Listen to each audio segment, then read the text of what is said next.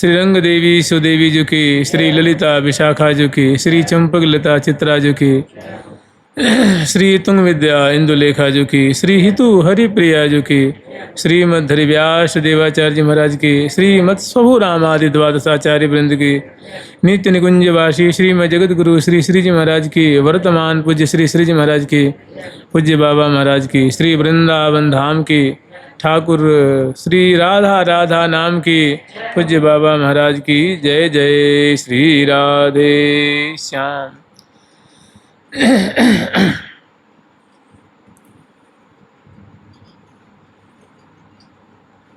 हम लोग स्मरण कर रहे हैं वृंदावन महिमामृतम नामक जो ग्रंथ है उनके द्वारा सत्संग लाभ कर रहे हैं। इसमें अद्भुत वृंदावन की माधुरी, वृंदावन की रहनी, वृंदावन का दिव्य रस, सखियों की माधुरी, सखियों की सेवा की परिपाटी, वृंदावन की भूमि कैसी चमत्कृति पैदा करने वाली है, कैसे आनंद के सागर में डुबा देने वाली है। यहाँ की लता वर्ग, वृक्ष वर्ग, यहाँ की सरसरिता, यमुना जी, पुलिन विभाग, रजकण, पंक्षी वर्ग, आकाश, अवनी, कुंज निकुंज की कैसी अद्भुत शोभा है। राधा नाम की क्या महिमा है। यहाँ रहते हुए कैसी अपनी रहनी होनी चाहिए। इनका बड़ा सुंदर रूप में भव्य प्रकार से श्री प्रबोधानंद सरस्वती जी महाराज ने दिग्दर्शन कराया है।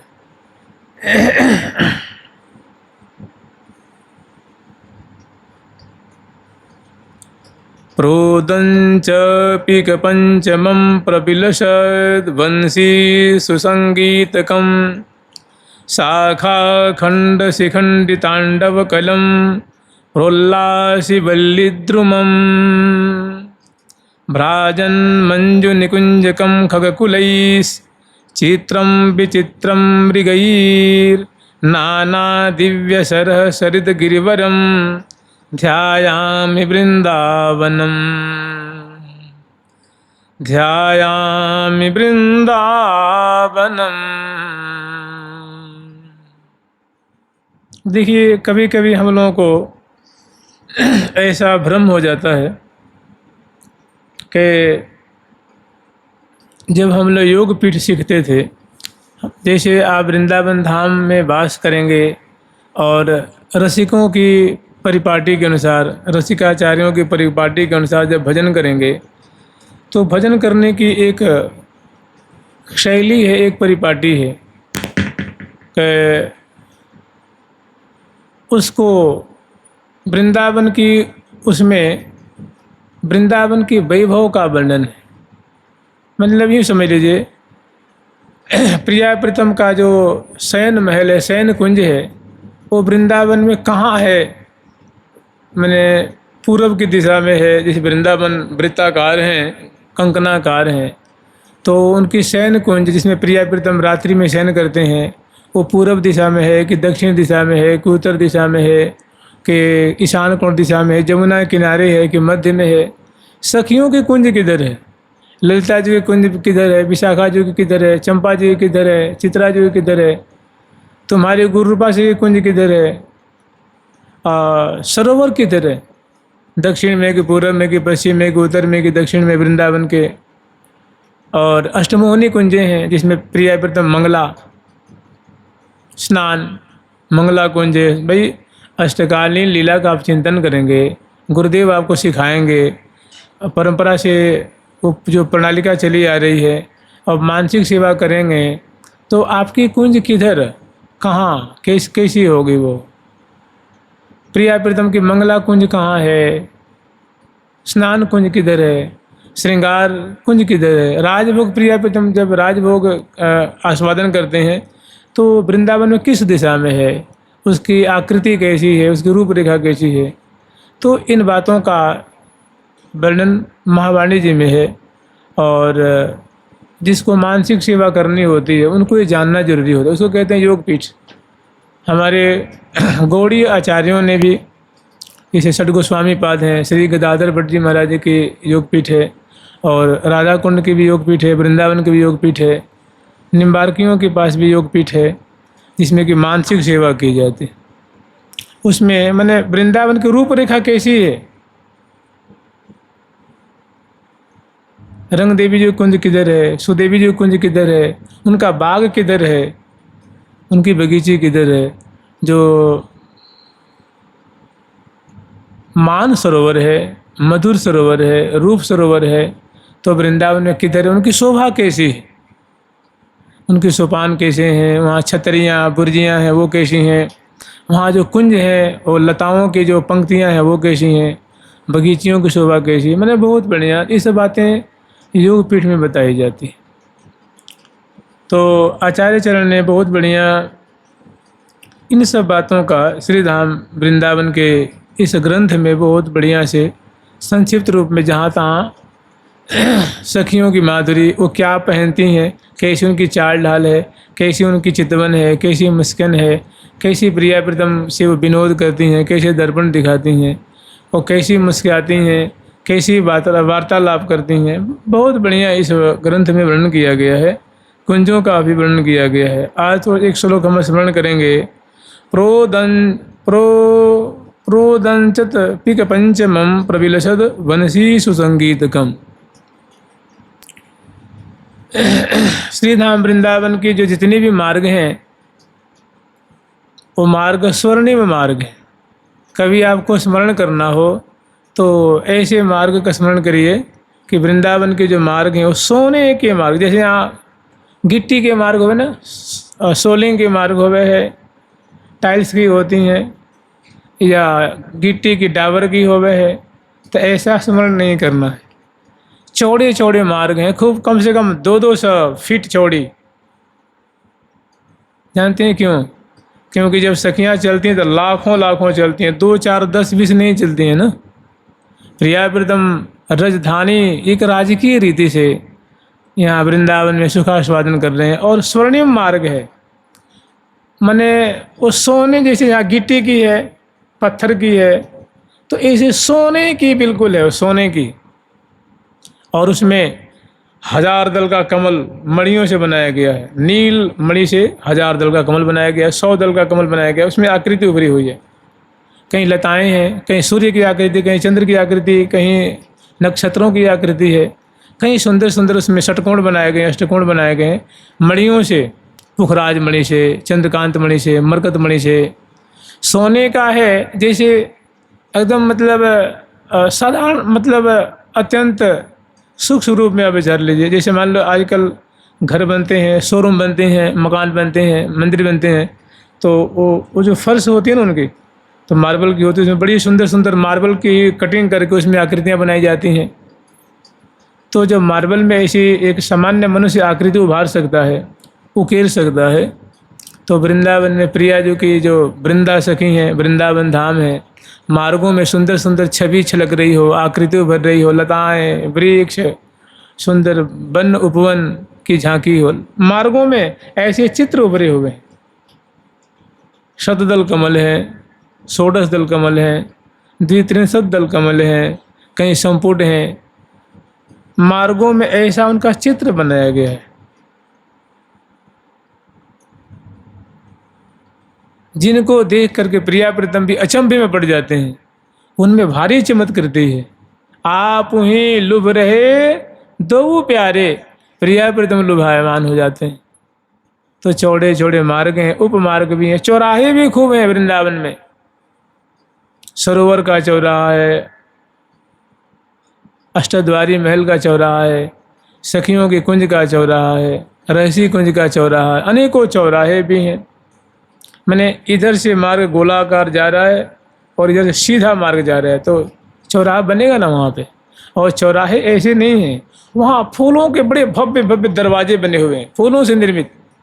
और चौराहों के बीच में, जैसे आप शहरों में जाएंगे तो जहाँ चौराहा होता है तो वहाँ कुछ बाग बगीचे भी अंदर में होते हैं ना, जो जहाँ स्क्वायर होता है उसके बीच में सुंदर सुंदर गमले होते हैं, क्या क्या होते हैं, कोई स्टैचू भी होती है जिसके नाम से वो जगह विख्यात होती है। तो ऐसे वृंदावन के चौराहों में बीच में वो उतंग उतंग फुहारे छोड़ रहे हैं, जिससे कि मैंने लाखों लाखों धाराएं निकल रही हैं। और सुंदर सुंदर वहाँ और गमले सजाए गए हैं, सुंदर सुंदर छोटे छोटे जो फूल होते हैं ना, फूलों के पौधे होते हैं, तो ये बड़े समरूप से लगाए हुए हैं। और उसमें पंछी वर्ग हैं, तोता है, मैना है, मोर मोरी हैं, सारा सारसी हैं, पंछी वर्ग अनेकों वहाँ स्वेच्छापूर्वक क्रीड़ा कर रहे हैं, घूम रहे हैं, फिर रहे हैं, पूजन कर रहे हैं और प्रिया प्रीतम के नाम रट रहे हैं। तो इनका बड़ा सुंदर वर्णन मिलता है। वृंदावन की रूपरेखा, वृंदावन का मानचित्र कह लीजिए, वृंदावन का मानचित्र। तो प्रत्येक मार्ग के सहारे वृक्ष लगे हुए हैं। जैसे मान लीजिए दो मार्ग है और मार्ग के इसी सहारे भी वृक्ष है और इस यूं जा कर के वो यूं मिल गए हैं और ऊपर से पराग की वर्षा कर रहे हैं। मार्गों पे जैसे गद्दा बिछाते हैं, गद्दा, जैसे मान लो परिक्रमा मार्ग है और कभी कभी आप लोग देखेंगे, अब तो प्रायः कम होता है, पहले यहाँ बालू बिछा दी जाती थी। पहले ज़्यादा गर्मी पड़ती तो वो ट्रैक्टर से और उस पर से पानी बरसा दिया जाता कि भाई उनके पाँव न जरे, पाँव न पजरे, जो परिक्रमार्थी हैं। शी इतनी पराग की वर्षा होती, गद्दे जैसे पिस जाते हैं। जब प्रिया प्रीतम चलती हैं तो उनके चरण है ना, चरण पराग से सन जाते हैं। श्रीमत् पराग परमाद्भुत वैभवाया, श्रीमत् पराग परमाद्भुत वैभव। श्री जी के चरण की जो पराग है, चरण कमल की पराग, अद्भुत वैभव है। प्रिया जी के चरण कमल की जो पराग है, चरणों में जो लगी हुई रज है, वो अद्भुत रस को देने वाली है। तो जितने भी मार्ग हैं ना, 14 हैं, बड़ी सुंदर वृक्षों की शोभा है। और वो वृक्ष ऐसे हैं, उनका जो तना भाग है ना, तना भाग जिसको स्टेम कहते हैं, उसको पेड़ी भी कहते हैं, पेड़ी। वो नीलमणि जैसे, नीलमणि के हैं, इंद्र नीलमणि। डालियाँ हरिणमणि में जैसे, हरे हरे हरे हरिणमणि में, और पत्ते पीले पीले, हरे हरे, लाल लाल, बैगनी रंग के, श्यामल श्यामल। और फल, किसी का फल हरा रंग का है, किसी का फल पीला रंग का है, किसी का लाल रंग का है। माने कोई भी यहाँ बाँझ नहीं है, कोई द्रुम जो है बाँझ नहीं है, लताएं बाँझ नहीं है, क्योंकि माने ऐसा नहीं कि उसमें फल नहीं आता है, सभी फूल फल से लदे हुए हैं। और मार्गों पे उनकी मार्गों को मानो आवृत कर रखे हैं। तो ऐसी और जहाँ तहाँ सुंदर बगीचियाँ हैं। तो हाँ, मैं ये कह रहा था कि जब गुरु जी योग पीठ सिखाते हैं तो कहते हैं, एक बहुत बढ़िया बात कहते हैं।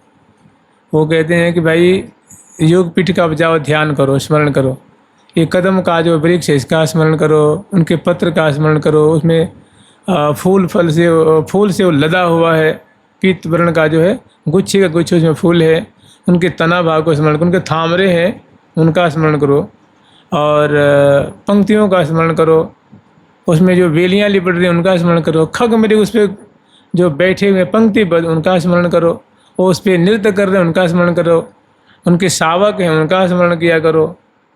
तो साधक को लगता है कि भाई मैं तो भगवान का भजन करने आया था, प्रिया प्रीतम का ध्यान करने, और ये महात्मा ये जो करेगा, डाली का ध्यान करो, पत्ते का ध्यान करो, माटी का ध्यान करो, रज का ध्यान करो, और फल का ध्यान करो, पत्ते का, बेली का ध्यान करो। तो फिर महाराज जी कहते, बच्चा ये जो लता हैं, बल्ली हैं ना, इनको ये ऐसा वैसा एरू गैरू मत समझना, ये दिव्य हैं, चिन्मय हैं। प्रिया जी उनको छूती हैं, यूँ आके सहलाती हैं उनको, लाल जी सहलाते हैं उनको, छू कर डालियों को प्रिया जी नेत्र से लगाती हैं, फूलों के नेत्र से लगाती हैं, सूंघती हैं, चयन करती हैं। और जो प्रिया जी के चरण का तुम ध्यान करोगे और चरण कमल तुम्हारे हृदय में स्फुरित हो गया, मुख कमल का ध्यान करोगे, स्मरण करोगे, अगर मुख कमल तुम्हारे हृदय में नेक सा भी स्फुरित हो गया, तो जो एक अद्भुत माधुरी, एक जो सौंदर्य राशि तुम्हें दृष्टिगत होगी, उससे तनिक भी कम सुंदरता वृक्षों के पत्तों में नहीं है, तनिक भी कम सुंदरता उसमें नहीं है। मतलब प्रिया जी के मुख के समान है, वो पेड़ भी सुंदर हैं, लताएं भी सुंदर हैं, वो मोर हैं, मोरी हैं, खग हैं। जानते क्यों? कि जिस प्रेम तत्व से निर्मित प्रिया जी का जो कलेवर है, प्रिया जो प्रेम रूपा है, आह्लादनी शक्ति है, आह्लाद रूपा है, ऐसे ही ये सब जितने भी लता प्रिया जो चिन्मय स्वरूपा हैं, ऐसे ही लताएं हैं जो वृक्ष हैं, वे भी उन्हीं के समान अद्भुत आनंद से परिपूरित हैं, सुख से परिपूरित हैं और रूप राशि को धारण करने वाले हैं। सच्चाई ये है कि अभी तुमने कभी उनका स्मरण नहीं किया है, कभी ध्यान नहीं किया है, कभी वो तुम्हारे हृदय में उन्होंने अपने स्वरूप को दिखाया नहीं। जिस दिन दिख जाएगा उस दिन निहाल कर देंगे वो। अरे भाई, जिस तत्व की प्रिया प्रीतम उसी तत्व की लताएं भी हैं। लताएं कभी मुरझाती नहीं हैं, कभी टूटती नहीं हैं, कभी सूखती नहीं हैं, कभी सड़ती नहीं हैं, कभी गलती नहीं है, कभी मरती नहीं है, क्योंकि मृत्यु वहाँ है ही नहीं। जरा वहाँ, जरा माने बुढ़ापा, बुढ़ापा वहाँ है ही नहीं। टूटना, सड़ना, गलना, मरना, ये धर्म कहाँ का है? मृत्यु लोक का। वहाँ का है के लिए, वहाँ तो चिन्मयता है, वहाँ तो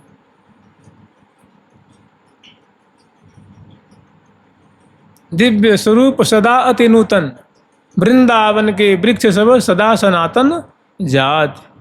सनातन किसको कहते हैं? जो सदा सर्वदा रहने वाला है। वृंदावन के वृक्ष कैसे हैं? सदा सनातन, अजर अमर, अविनाशी।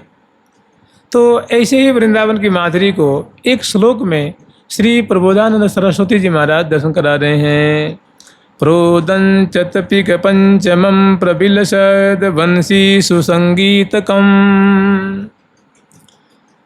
प्रोदंच पिक पंचमम, वृक्षों की जो डालियां हैं, बाबा महाराज सुनाते थे कि वृक्षों की, जैसे मान लो दोनों तरफ सुंदर वृक्षों की पंक्तियां हैं और प्रिया प्रीतम वन विहार में पधारने वाले हैं, प्रिया प्रीतम पधार रहे हैं, तो पंछी वर्ग है ना, वो बड़े एक क्रम से, जैसे आप लोग कहीं स्कूल में जाएंगे तो वहाँ जो लड़का छोटा है उसको आगे बैठाते हैं, उससे 2 इंच जो लड़के छोटे उसको थोड़ी पीछे, उससे 2 इंच छोटा उसको पीछे, उससे 2 इंच, एक बड़ा सुंदर क्रम दिखता है ना, क्रम। जो सबसे ज़्यादा हाइट वाला उसको पीछे बैठाते हैं, भाई पीछे से भी उसको शिक्षक गण उसको देख सकते हैं, उसको संभाल सकते हैं। तो एक क्रमशः ऐसे ही आप समझ लीजिए कि जो वृंदावन की वृक्षावली है तो अनेकों डालियां हैं, तो जो सबसे ऊपर वाली डाली है उस पे कोकिला बैठी हुई है, कोकिल और कोकिला पंक्तिबद्ध बैठे हुए। उससे नीचे वाली पे तोता तोती, माने तोता मैना कह लीजिए, तोता मैना सुख सारी बैठे हुए पंक्तिबद्ध। उससे नीचे वाले पे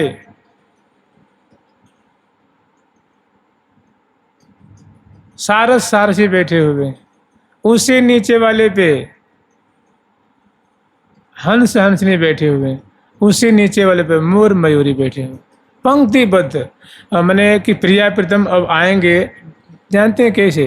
जैसे मानो वृंदावन में कभी स्वामी हरिदास जी महाराज की सवारी निकलती है, कभी बिहारी जी की सवारी निकलती है, कभी राधा वल्लभ जी की निकलती है, कभी राधा रमन लाल जी की निकलती है, कभी निम्बारकाचार्य जी की निकलती है, कभी वल्लभाचार्य जी की निकलती है, आचार्यों की निकलती है, कभी राधा रानी की निकलती है उत्सव पे। तो जैसे भक्त लोग मार्गों के सहारे, दुकानों के सहारे पंक्तिबद्ध खड़े रहते हैं ना स्वागत करने के लिए, दर्शन करने के लिए, ऐसे ही प्रिया प्रीतम अब आएंगे तो मार्गों के सहारे सहारे पंछी वर्ग प्रिया प्रीतम की आगवानी में उनके दर्शन करने के लिए पंक्तिबद्ध बैठे हुए हैं और उनके नाम रटते हैं, उनकी कीर्ति का गान करते हैं, रूप माधुरी का दर्शन करते हैं और दर्शन करने के लिए लड़ाई करे होते हैं कि अब प्रिया लाल आने वाले हैं, अब प्रिया लाल आने वाले हैं, पंक्तिबद्ध और बड़े शालीनता से, बहुत अनुशासन प्रिय हैं। वहाँ कोई झगड़ा नहीं, कोई झंझट नहीं, कोई लड़ाई नहीं, कोई कुछ नहीं। बसत निरंतर चैन शौकीने नैन चकोर, बड़े चैन पूर्वक वो बैठते हैं और नैन को चकोर जैसे, माने बस प्रिया प्रीतम की ही प्रतीक्षा कर रहे हैं, उन्हीं को देखते हैं, उन्हीं को निहारते हैं, उनके अनन्य है प्रिया प्रीतम के। तो कह रहे हैं कि पुरोदंचत पिक पंचमम, वो डालियों पे जो पिक कोकिला बैठी हुई और कोकिल बैठे हुए हैं, वे बहुत सुंदर पंचम स्वर में,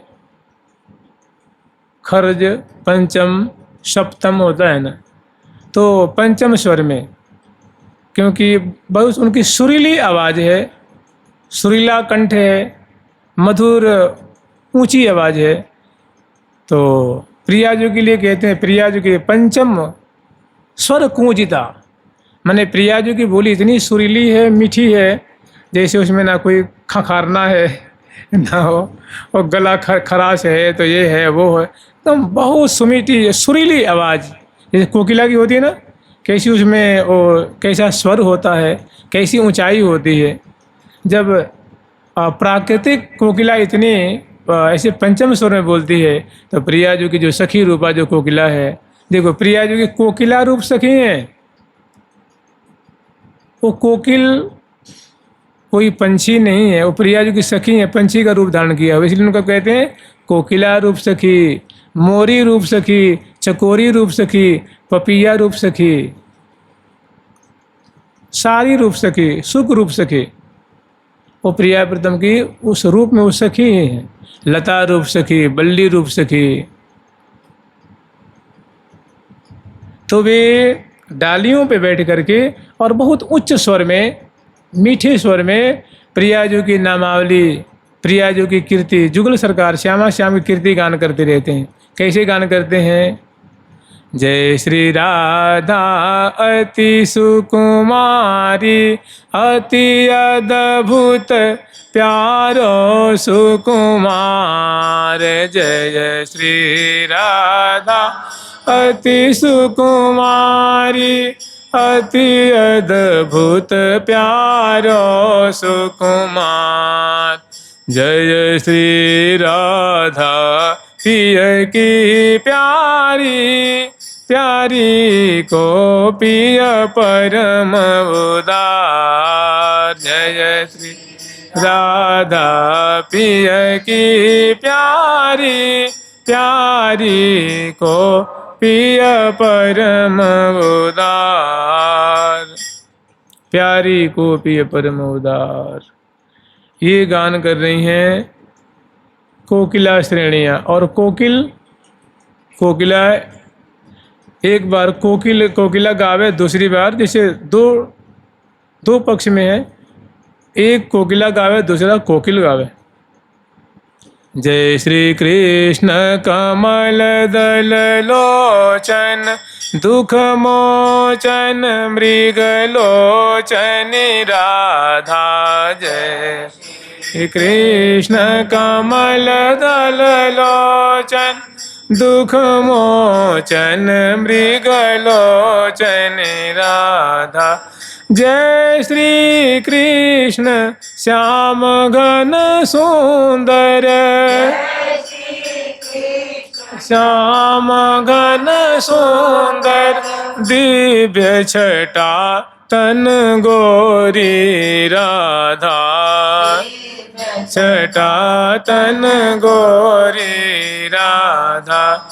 जय श्री कृष्ण सुभग शुभ सुंदर, सरस सुभग शुभ सुंदरी राधा। जय श्री शुभ सुंदर, सरस सुभग शुभ सुंदरी राधा। तो ये जो पक्ष है, ये कोकिला, जो कोकिल पुंस कोकिल हैं, वो गान करते हैं। और जिसमें लाल जी की बड़ाई है, प्रियाजू की बड़ाई है, लेकिन प्रियाजू से अधिक बड़ाई किसकी है? लाल जी की। वो वाला सारी गावे है।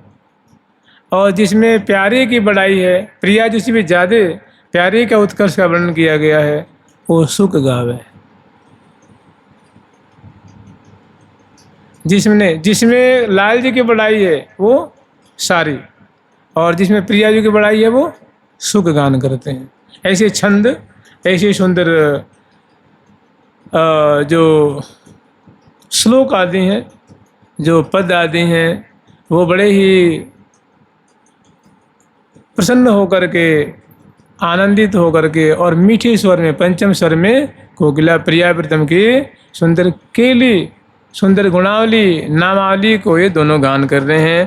प्रोदंचत पिक पंचमम प्रबिलशद बंसी सुसंगीतकम। और जहाँ तहाँ बंसी की तान तोड़ती हुई, मान उपजाती हुई, अनेकों सहचरी वृंद बंसी बजाती हुई अधरों पे बंसी बजराती हैं और लाल जी जैसे ललित त्रिभंगी खड़े होते हैं, ऐसी सुंदर अधरों पे बंसी बजरा करके उसके रंध्रों को फूंकती हुई और चरण को एक दिव्य अदा से, कलेवर को एक दिव्य भंगिमा देती हुई और सुंदर वो बंसी बजाती हैं। और वैसे ही सुंदर वृंदावन की महिमा, प्रिया प्रीतम की महिमा, श्यामा श्याम की सुंदर नामावली को बहुत सुंदर तान उपजाती हुई और संगीत की जो अन्यत्र अन्य अन्य बाजों को बजाती हुई, और जहाँ देखो तो जहाँ तहाँ संगीत की मानो धारा बह रही है। वो जो क्षेत्र है वो गुंजायमान हो रहा उसे, जैसे गान करती हैं कि महल महल में धुनि छई सुनि श्रवण भई गति गंज हो, चकित थकित सब भय रही लखी अद्भुत सुख मनोरंज हो। तो ऐसे सहचरी में जहाँ तहाँ ये सब केवल कोटि काम लावण्य श्री हरि प्रिया तिन्ही रिझावन काजेरी, प्रिया प्रीतम को रिझाने के लिए, श्यामा श्याम को सुख देने के लिए इतनी सुंदर सुंदर कलित कलित जो श्लोक हैं, जो छंद हैं, वो बंसी के ध्वनि के द्वारा, एक तो बंसी की तान है, बंसी का स्वर है, और कोकिल कंठ वासखी की, और सुंदर उसमें जो प्रिया प्रीतम की जो सामृत है, वृंदावन की सामृत, तो इसी वृंदावन धाम जो है गुंजायमान हो रहे हैं, सुशोभित हो रहे हैं। जहाँ तहाँ ऐसी मानो आनंद की धारा बह रही है। शाखा खंड शिखंडी तांडव कलम प्रोल्लास वल्लिद्रुमम। और जहाँ तहाँ वृक्षों पर सैकड़ों सैकड़ों मोर जो हैं वे पंख को फैला करके और तांडव नृत्य कर रहे हैं। कोई कदम पे 10-20 नाच रहे हैं, कोई मौलसरी के, कोई आम्र वृक्ष पे, कोई कल्प वृक्ष पे, जहाँ तहाँ वे बड़े पंख पसार पसार के क्यूकार करते हुए वो उन्मत्त हो करके। देखिए तांडव नृत्य होता है ना, जो शंकर जी का जो नटराज का नृत्य है ना, उसको तांडव नृत्य कहते हैं। वो बड़ा एक जो क्या कहें आपको, जिसमें विशेष भाव भंगिमा होती है, देह की सुधि नहीं रहती है, अंग अंग की विशेष मुद्रा होती है। विशेष सभी नृत्य में मुद्रा होती है, भाव भंगिमा होती है, लेकिन तांडव में विशेष ही। तो ऐसे तांडव नृत्य करने कहाँ डालियों पे, चलो भूमि पे करे तो कोई बात नहीं है ना, लेकिन वो वृक्षों की जो डालियाँ, मणिमय डालियाँ हैं, उस पर बैठ करके और बड़े ही प्रफुल्लित होकर के, आनंदित होकर के, क्यूकार करते हुए और सुंदर तांडव नृत्य कर रहे हैं। कहाँ, एक पे नहीं, अनेकों वृक्षों की डालियों पे। शाखा खंड शिखंडी तांडव कलम प्रोल्लासी वल्लिद्रुमम। और इस प्रकार वो डालियाँ भी प्रिया प्रीतम की केली को श्रवण करके, उनके चरित्र को श्रवण करके, उनके नामावली को श्रवण करके, और वे भी भारी उल्लसित हो रही हैं। वे वृक्ष श्रेणियाँ भी भारी प्रफुल्लित, जैसे मनुष्य रोमांचित होता है ना, ऐसे उनके भी वृक्षों के मानो रोम रोम खड़े हो जाते हैं। वो पुलकावली से द्रवत द्रुमन ते रस की धारा, वो ऐसे अश्रु विसर्जन करते हैं वृक्ष कि वो पूरा उनका तना है, डालियाँ भी जाती हैं झरझर झरझर, जैसे वर्षा नहीं बरसती है तो पत्तों पत्तों से जैसे मानो कि वो बूंदें टपकती हैं, ऐसे मारे आनंद के वृक्ष श्रेणियाँ वो अश्रु मोचन करती हैं, भारी प्रफुल्लित रोमांचित पुलकित। जानते हैं क्यों? क्योंकि वो प्रियालाल की केली को, जस को, नामावली को सुन करके, उनके चरित्र को सुन करके वे वृक्षराज भी, वे लताएं भी प्रफुल्लित हो रही हैं, आनंदित हो रही हैं। प्रबिलसद प्रोल्लासी वल्लिद्रुमम, वे भी महान हर्षित हो रहे हैं, आनंदित हो रहे हैं। भ्राजन मंजु निकुंजकम खगकुलैः चित्रम विचित्रम मृगैः। भ्राजन मंजु निकुंजकम, और जहाँ तहाँ समय के अनुसार, ऋतु के अनुसार ठौर ठौर पे जैसे मानो यहाँ भी कुंज है, यहाँ से 100 कदम चले वहाँ भी कुंज है, आराम कुर्सियाँ भी हैं, सुंदर चौक, सुंदर सुंदर प्रिया प्रीतम को विराजमान होने के लिए भवन बने हुए हैं, कुंज महल, बैठने के लिए जैसे होती है ना चौड़ी चौड़ी आराम कुर्सियाँ, वैसे फूलों की बनी हुई है, चरण पधराने के लिए बनी है। और जहाँ तहाँ वहाँ पे सुंदर जो मेज होती है, ऐसे कुर्सियों के सामने मेज है और मेज पे काजू, किशमिश, बादाम, अखरोट, पेय पदार्थ, फल, तो बढ़िया से अमलियाँ कर करके सजा सजा करके वहाँ रखी हुई है। जहाँ तहाँ देखो तो वीणा सजा के रखी हुई है, मुरली सजा के रखी हुई है, प्रिया जी के लिए चंदन है, चंदन की कटोरी है, गंध की कटोरी है, रोरी की कटोरी है, माला सजा सजा के रखी है, प्रिया जी के वस्त्र, लाल जी के वस्त्र और भक्ष भोज्य आदि पदार्थ। काहे के लिए? प्रिया प्रीतम की सेवा के लिए। ये वृंदावन धाम है, जहाँ तहाँ जानते क्यों? कि बन बिहरत कछु श्रम भयो, कि प्रिया प्रीतम वन बिहारी हैं, पता न कब इनका क्या मन कर जाए, रसिक शिरोमणि है, तो ठौर ठौर ठौर ठौर पे प्रिया प्रीतम को आनंदित करने के लिए बहुत सारे उपकरण सजा सजा करके रखे गए हैं। तो भ्राजन मंजु निकुंज कम, सुंदर सुंदर, कोई 12 द्वारी है तो कोई 64 द्वारी है, कोई 32 द्वारी है, कोई षटकोणाकार, कोई गोलाकार, कोई चौकोर, कोई अद्भुत कलाकृति से युक्त सुंदर सुंदर कुंज हैं, निकुंज हैं, कुंज बाटी है। इससे बाग, बगीचे, मार्ग, उपमार्ग सब सजे हुए हैं। तो ऐसे इनके बहुत भ्राजन मंजु निकुंजकम, और खगकुल ईस, और खगकुल जो है जैसे मानो तोता तोती हैं, चकवा चकवी हैं, पपैया है, चकोर चकोरी हैं, बतख हैं, ऐसे सुंदर सारस सारसी हैं, हंस हंसनी हैं, ऐसे जो पंछी वर्ग हैं ये बड़ा कोलाहल कर रहे हैं। अलिकुल, खगकुल, हंसकुल करत कोलाहल मोर। तो कोलाहल कहते हैं शोर को, लेकिन यहाँ कोलाहल का तात्पर्य है क्योंकि जानते हैं ये प्रिया प्रीतम की सखियाँ हैं, ये मोरी रूपा सखी हैं, चकोरी रूपा सखी हैं। प्रिया जो इनके ऊपर अपने कर कमल को, इनकी चोंच को छूती हैं, सिर पे हाथ पजराती हैं, पंख पे हाथ पजराती हैं, इनको गोद में ले लेती हैं, प्यारे इनको गोद में लेते हैं, चूमते हैं इनकी चोंच को, मुख को हृदय से लगा के बड़े सुंदर प्यार करते हैं प्रिया प्रीतम। ऐसे इनके प्यार से पालित हैं।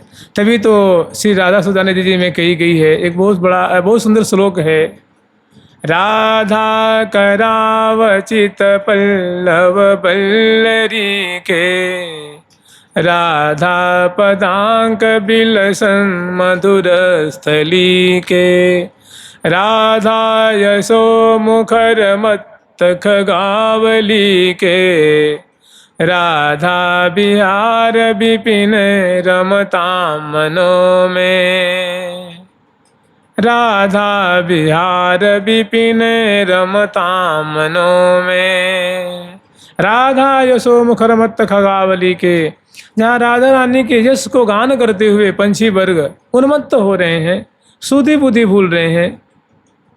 राधा यशो खगावली के, राधा पदांक बिलसन मधुर स्थली के। ऐसी स्थलियाँ, ऐसे मार्ग उपमार्ग, वन, ऐसे बाग बगीचे, चौराहे, कुंज निकुंज, सुंदर सुंदर जो है कदली खंड आदि, मौलसरी खंड आदि, ये जो क्षेत्र हैं जहाँ प्रिया जो स्वयं जो है पादत्राण रहित सखियों सहित, प्यारे सहित वो पादार्पण करती हैं, विचरण करती हैं, भ्रमण करती हैं, विहार कर रही हैं कि हे मेरे मन तो ऐसे स्थान पे चल जहाँ प्रिया जो बिना चरण पादुका के रमण करती रहती हैं, विचरण करती रहती हैं, जहाँ प्रिया जो कीर्ति गान करते हुए खग मृग चातिक चकोर मोर बड़े उन्मत्त होते रहते हैं, आनंदित होते रहते हैं, पुलकावली रोमांच और अश्रु कंप से सुशोभित रहते हैं। राधा करावचित पल्लव बल्लरी के, जिन सुंदर सुंदर जहाँ बल्लियाँ हैं, वृक्ष हैं, पौधे हैं, तृण हैं, लता हैं, गुल्म हैं, उनको प्रिया जो बड़े प्यार से कभी आलिंगन करती हैं, कभी छूती हैं, कभी उनके नेत्र से लगाती हैं, कभी उनसे सुमनस चयन करती हैं, कभी उनकी भूरी भूरी प्रशंसा करती हैं, कभी उनसे उनकी बात पूछती हैं, उनको सुख प्रदान करती हैं। जहाँ प्रिया जो लताओं को ऐसे प्यार करती हैं, दुलार करती हैं, हे मेरे मन चलो हम वहीं रहेंगे, वहीं निवास करेंगे, तुम वहीं निवास करो। राधा करावचित पल्लव बल्लरी के, राधा पदांक बिलसन मधुर स्थली के, राधा यशो मुखर मत्त खगावली के, राधा बिहार विपिने। ऐसा बन जहाँ राधा रानी बिहार कर रही हैं, चाहे राधा रानी का जो बिहार बन है, लीला स्थली है, कुंज स्थली है, क्रीड़ा स्थली है, उस वन में चलो निवास करेंगे, वहीं रहेंगे। तो बताइए वो कौन सा वन है? वृंदावन, क्योंकि राधा रानी के नाम वृंदा है। कभी कभी हम लोगों को भ्रम हो जाता है, कोई कोई उटपटांग समझा देते हैं कि देखो मैं जब शुरू में आया था तो हमसे कोई महानुभाव मिले तो बोले भाई वृंदावन नहीं जानते हो तुम? वृंदावन में क्या? अरे वृंदावन में तुलसी होती, जहाँ केवल तुलसी तुलसी, तुलसी का वन उसको वृंदावन कहते हैं। मैंने कैसी उटपटांग बात कर रही भाई, यहाँ तो तुलसी का वन दिख नहीं रहा है, यहाँ तो मौलसरी भी है, पीपर भी है, बड़ भी है, अशोक भी है, आम भी है, बहुत सारे यहाँ पौधे हैं। मौलसरी भी है, जामुन भी है, कटहर भी है, लीची भी है, बहुत सारे यहाँ वृक्ष हैं, नीम भी है, शीशम भी है। और तुम तो कह रहे हो केवल माने वृंदावन, तुलसी के वन को वृंदावन, ऐसी बात नहीं है। वृंदा नाम है राधा रानी का, जैसे प्रिया जी का नाम है राधा, राधिका, लाडली, किशोरी, नागरी, श्यामा, लड़ैती, अलग लड़ैती, प्रिया, प्रियतमा, प्रेमा, प्रेमास्पदा, कृष्ण प्रिया, श्याम प्रिया, प्रिया जी का नाम है ना। ऐसी एक प्रिया जी का नाम है वृंदा, वृंदावन में होता है राधा। तो वृंदा यह वनम मने राधा यह वनम मने राधा का वन, किशोरी जी की क्रीड़ा स्थली, प्रिया जी की लीला स्थली, प्रिया जी का निवास स्थान, उसको कहते हैं वृंदावन। तो वृंदावने किमपि गुलमलथौषधि नाम, उद्धव जी कह रहे हैं कि हमको लता औषधि तृण बनने का मौका मिल जाए, आप मुझे कृपा करके बना दीजिए। तो कह रहे हैं कि भैया ऐसे वन में तुम चलो जहाँ हम वहीं रहेंगे, वहीं निवास करेंगे, प्रिया जी का भजन करेंगे और वहीं आनंद लूटेंगे। तो भ्राजन मंजू निकुंज कमख कुलई चित्रम विचित्रम मृगई, और चित्र विचित्र के मृग हैं जी, मृग भांति भांति के मृग हैं श्रीधाम वृंदावन में, अनेकों रंग वाले और अनेकों मतलब वो चमत्कृति दिखाने वाले हैं। प्रिया प्रीतम के सामने ऐसे ऐसे नृत्य दिखाते हैं, ऐसी बोली बोलते हैं, और प्रिया प्रीतम को ऐसे निष्कपट भाव से, निश्चल भाव से, शांत भाव से प्रिया प्रीतम की माधुरी का दर्शन करते हैं। प्रिया जी को ये मृग बड़े प्यारे हैं। कृष्ण सारस्तमालम, कृष्ण सार कहते हैं ना, कृष्ण सार नाम होता है मृग का। तो ब्राजन मंजु निकुंज कमख खगकुलई चित्रम विचित्रम मृगैर नाना दिव्य सरह सरित गिरिवरम। श्रीधाम वृंदावन में अनेकों सर है, सरिता है, पर्वत भी है। जैसे अभी आप दर्शन कर रहे हैं मदन मोहन जी का जो मंदिर है, गोविंद देव जी का जो मंदिर है, उसको गोमय टीला कहते हैं। गोविंद देव जी के मंदिर के जो टीला है क्या कहते हैं? गोमय टीला, और इनको आदित्य टीला कहते हैं। तो जब 500 वर्ष पहले कितना ऊंचा था, तो आज से 5000 वर्ष पहले कितना ऊंचा होगा जी। तो ये ब्रज की लीला मैंने जब ठाकुर जी के अवतार काल की लीला है, और श्री जो दिख नहीं रहा, जो अप्रकट रूप में है, वो अनेकों सरोवर हैं। जैसे 4 सरोवर हमारे महावाणी जी में वर्णन है, और फिर अनेकों नाम ले लिए हैं।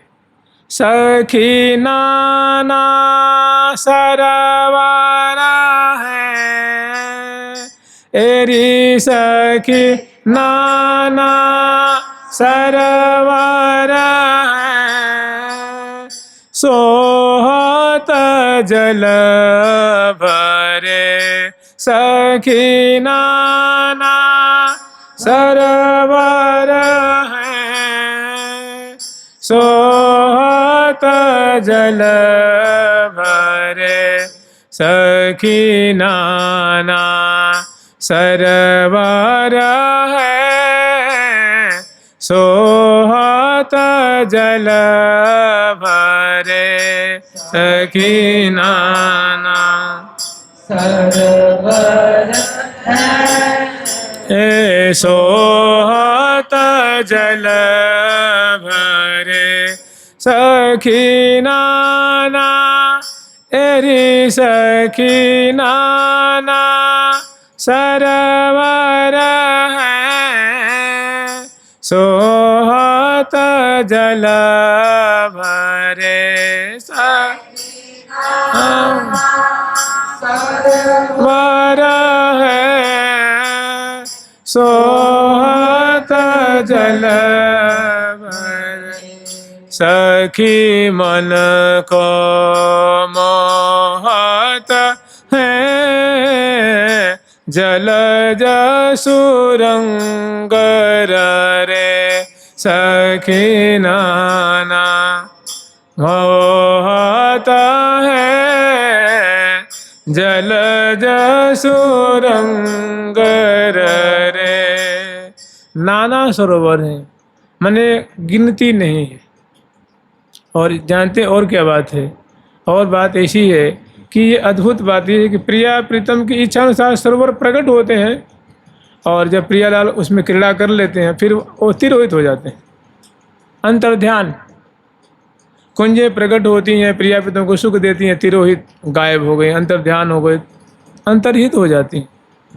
विविध भूमि के भेद है विविध कुंज मन रंजू नित्य नित्य नई नई जहाँ सर्वत सर्वत माने प्रकट हो रही हैं, विलीन हो रही हैं। चार सरोवर तो वर्णन है कि मान सरोवर, मधुर सरोवर, रूप सरोवर और स्वरूप सरोवर, ये चार तो हैं ही। और फिर कह रहे हैं कि सखी नाना सरोवर हैं। संस्कृत में नाना माने होता है अनेक, विविध, नाना सरोवर हैं, अनेकों सरोवर हैं और जिसमें भांति भांति के कमल खिले हुए हैं, भ्रमर श्रेणियाँ गुंजारो कर रहे हैं। प्रिया प्रीतम उसमें जलकेली करते हैं, नौका विहार करते हैं, उसमें तैरते हैं, उसमें स्नान करते हैं, जलकेली करते हैं। तो नाना दिव्य सरह जो प्रिया प्रीतम के मन को मुग्ध कर लें, नेत्रों को शीतल करते हैं, ऐसे दिव्य दिव्य सरोवर हैं जिसमें अमृत तुल्य जल भरा हुआ है और सरिद सरिताएँ भी हैं, सरिता माने नदियाँ, और गिरिवरम अनेकों गिरि अनेकों पर्वत हैं। और ऐसे जो दिव्य जो वृंदावन हैं, जो ऐसी शोभा से, ऐसी संपदाओं से, ऐसे वैभव से जो भरे हुए हैं, ऐसे वृंदावन को ध्यायामि वृंदावनम, ऐसे दिव्य वृंदावन धाम का हम ध्यान करते हैं, स्मरण करते हैं। जानते हैं इनकी जो इस वृंदावन धाम की जो महिमा समझ जाता है, जिसके जिहन में मन में बात चित्त में उतर जाती है, बैठ जाती है, वो प्राण समान तजत नहीं सीमा, प्राण तजो बन ना तजो, वो प्राण त्याग देकर बन को त्याग नहीं करेगा। एक बहुत बढ़िया आख्यान है, वृंदावन का ही है, आप लोग श्रवण किए होंगे। एक बार जब श्री हरिराम व्यास जी महाराज वृंदावन आके रह रहे थे और यहाँ रह के भजन कर रहे थे, तो चूँकि उन्होंने वृंदावन का रहस्य समझा था, देखा था, इसलिए वृंदावन के लिए अपना सर्वस्व समर्पण कर दिया था। और सामान्य नहीं थे, वो बहुत उच्च कोटि के विद्वान थे, बहुत तत्वज्ञ थे, और इतना होते हुए बड़े धनाढ्य थे। और धनाढ्य हो भी क्यों नहीं, क्यों राजा के गुरुदेव थे वो, जो ओरछा के राजा थे ना, टीकमगढ़ के, वहाँ के राजा के वो कुल गुरुदेव थे। राजा उनमें बहुत श्रद्धा रखते थे। सबसे पहले अपना नित्य नेम करके गुरुदेव को प्रणाम करने आया करते थे। फिर लीला तो बहुत बड़ी है, आप लोग जानते हैं। हमें उनकी जो सार बात है ना, उससे हमें थोड़ा मतलब है उनका, उस आख्यान को हम लोग स्मरण करेंगे।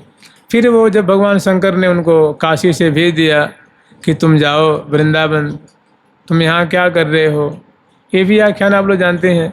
तो वृंदावन आए और वृंदावन रहने लगे और श्री हरिवंश महाप्रभु जी के चरणों में उनकी बहुत श्रद्धा थी। यद्यपि वो उनके गुरुदेव कोई और थे,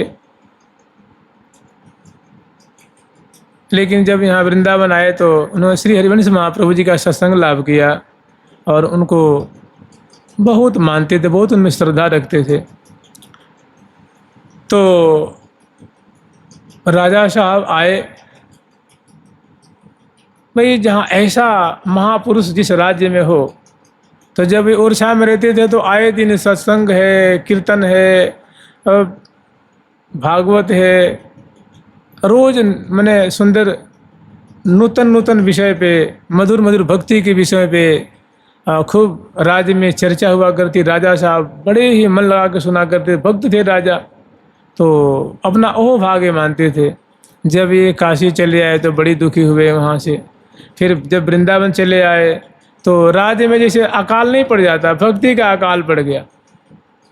जो ये नगर में उस समय राज्य में रस बरसता था जब श्री हरिराम व्यास जी महाराज रहते थे, और जब वृंदावन चले आए तो धीरे धीरे सत्संग की बातें कम हो गई और विमुखता बढ़ने लगी राज्य में।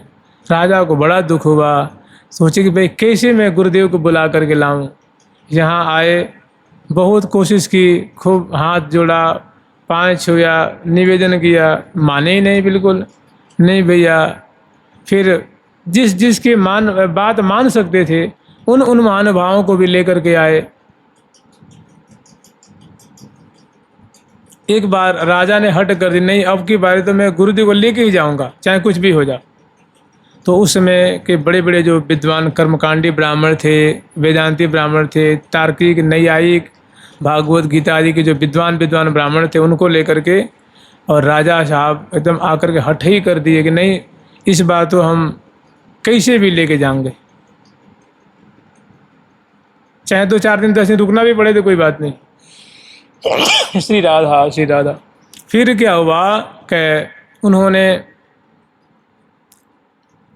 आ करके और बहुत उन्होंने किया, विनय किया, ये तो बिल्कुल नाटक है ना, अब मैं वृंदावन छोड़ कर कभी नहीं जाऊंगा, चाहे कुछ भी हो जाए, अब मैं नहीं जाने वाला। राजा साहब आप तो चतुर हैं, आप समझदार हैं, आप जैसे तैसे अब निर्वाह करिए, जो होना था सो हो गया। अब महाराज उन्हें पता लगाया तो उनको पता लगी ये बात कि श्री हरिवंश महाप्रभु जी को बहुत मानते हैं, अगर वे इनको कह दें तो ये जा सकते हैं। तो वो लोग सभी पहुँचे श्री हरिवंश महाप्रभु जी के पास। इसमें एक और आख्यान आता है, जो बड़े उच्च कोटि के ब्राह्मण लोग आए थे और राजा आए थे, तो इनके परिवार के लोग भी आए थे, तो इनको बुलाने जा रहे थे, कहीं कुंज में बैठ के भजन कर रहे थे। तो संजोग से पता लगा कि भाई अब राजभोग का समय हो गया है।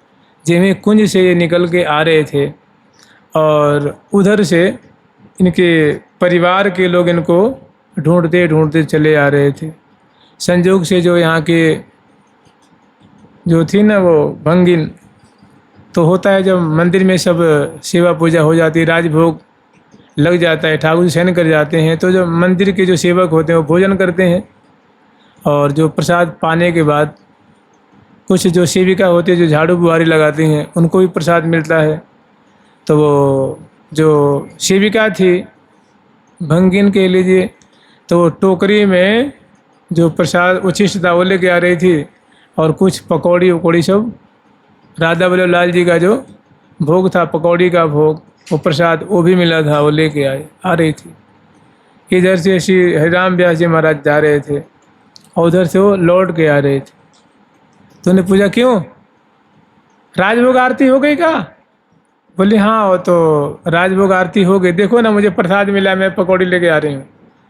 और कुछ दूरी पे, मान लो 20 कदम 10 कदम पे उनके परिवार के लोग थे, उनके रिश्तेदार थे, बड़े बड़े संभ्रांत और विद्वान ब्राह्मण लोग आए थे बुलाने के लिए, जो गुरु जी लगते थे, जो श्री हरिराम व्यास जी महाराज के कोई फूफा लगता था, कोई मामा लगता था, कोई कुछ लगता था, कोई उनके मित्र लगते थे। तो वो लोग कह रहे हम चलते हैं ना, उनको बुला के लाएंगे। क्यों नहीं आएंगे, हमारी बात क्यों नहीं मानेंगे वो। उनके सामने ही, अरे रुकियो, डट जा डट जा। तो उन्होंने कहा क्या बात है महाराज, तो डट जा, रुक जा। वो डट गई। ने दिखाइए कहाँ प्रसाद है, राधा वल्लभ लाल जी का। तो कह रहे प्रसाद लेके आ रहे हो। तो बोला महाराज आप पंडित हैं, ब्राह्मण हैं, हम आपको कैसे छुएंगे, हमारे प्रसाद को क्या करोगे आप। अरे बोल जल्दी खोल। तो उन्हें खोलवा के दिखा रहे, तो दिखा तो सही। उसने वो टोकरी और जो बांध रखी थी ना उसमें कपड़े में खोल के दिखाया, झट उसमें से एक पकौड़ी लिया और मुख में डाल लिया। सामने ही बड़े बड़े विद्वान थे, ब्राह्मण कर्मकांडी थे। अरे बोले तो भ्रष्ट हो गए भाई। अब इनको बोले तो मैंने ये तो कुल को नाश कर दिया, इन्होंने जाति को नाश कर दिया, बिगाड़ दिया। इनको ले जाकर क्या करेंगे अब तो जहाँ आसन में बैठ जाएंगे वो शुद्ध हो जाएगा। इनको भ्रष्ट आदमी ले जाकर क्या करेंगे। वो लोग बहुत दुख, हाथ मीज के रह गए। अब बोले छोड़ दो इनको यहीं पे भाई। तो कहते हैं एक पकौड़ी कारने छूटो सब जंजाल। एक पकौड़ी ने वो सारा जो जंजाल था ना, वो जो अहंकार था जाति का, बिरादरी का, विद्या का, सब चौपट कर दिया। बहुत खुश हुए, बोले देवी तेरी चरण रज लो। मैं तो उसके चरण रज लिए और वो लोग लौट गए जी। ये है निष्ठा। को लोक लाज कुल कान तृण ज्यों तोड़ियो, तृण तिनका जैसे तोड़ दिया जी। ये क्यों किया जानते क्यों। वृंदावन के प्रति निष्ठा थी, वृंदावन के प्रति, वृंदावन की महिमा का स्फुरण हुआ था, वृंदावन की महिमा को उन्होंने दर्शन किया था, वृंदावन का वैभव दर्शन किया था, वृंदावन की माधुरी दर्शन की थी, वृंदावन के रहस्य को उन्होंने समझ लिया था। वृंदावन रज दीज किशोरी मोहि, वृंदावन रज दीज किशोरी मोहि, वृंदावन रज दीज, वृंदावन रज दीज। और दिए कछु भावत नाही, और दिए कछु भावत नाही, वृंदावन रज दीज किशोरी मोहि, वृंदावन रज दीज किशोरी मोहि, अपनी करी लिए जय किशोरी मोहि, अपनी करी लिए जय किशोरी मोहि। एक इसमें और आख्यान जुड़ा हुआ है। फिर जैसे तैसे हिम्मत बांध करके राजा साहब, कोई बात नहीं, अरे गंगा आदि नहवा करके शुद्ध कर लेंगे, अपने पूरे जी तो हैं भाई। गोपाल सहस्त्र नाम का पाठ करवा देंगे, क्षमा अपराध जो सहस्त्र है वो करवा देंगे, और गंगा जल पान करा देंगे। गुरुदेव तो गुरुदेव हैं। फिर हुआ है, उन्हें कही श्री हित हरिवंश महाप्रभु से, महाराज यहाँ रहेंगे तो केवल अपना उद्धार करेंगे, भाई वृंदावन रहेंगे तो अकेले रहेंगे तो केवल इनका उद्धार होगा ना। अगर ये हमारे राज्य में चले जाएंगे महाराज, तो वहाँ की जनता, लाखों लाखों जनता इनकी कथा सुनती है, इनकी वाणी सुन करके, इनसे सत्संग लाभ करके भक्ति रस में शराबुर रहती है। आप कृपा करके, आप तो इनके गुरुदेव हैं, आपको ये गुरुदेव के समान मानते हैं, क्योंकि गुरुदेव की बात को शिष्य टालेगा नहीं, श्रद्धालु टालेगा नहीं। तो आप इनको कह दीजिए कि हरिराम व्यास जी, राजा साहब की बात मान लो और अपने नगर, अपने देश चले जाओ। तो जब ऐसे उन्होंने चरण पकड़ लिए श्री हरिवंश महाप्रभु जी के, तो उनका ठीक है आप बुला के लाओ, मैं कह दूंगा।